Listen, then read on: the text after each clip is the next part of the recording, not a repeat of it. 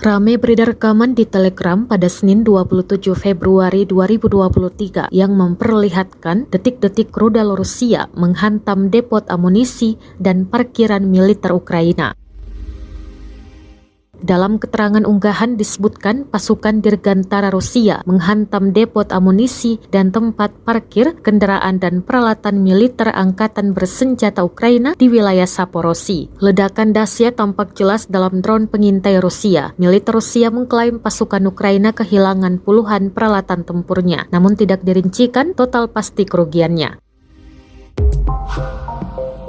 Perang yang terjadi di antara pasukan militer Rusia dengan Ukraina hingga hari ini, Selasa 28 Februari 2023, telah berlangsung selama 370 hari. Konflik antar negara bertetangga itu sampai saat ini masih terus berlanjut dan belum terlihat akan segera berakhir.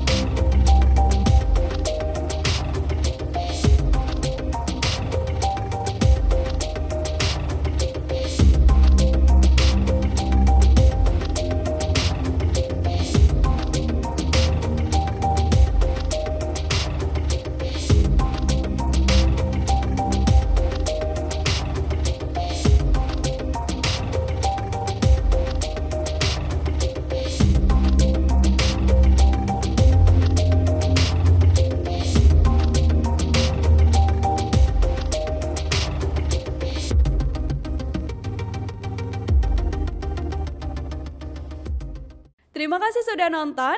Jangan lupa like, subscribe, dan share ya.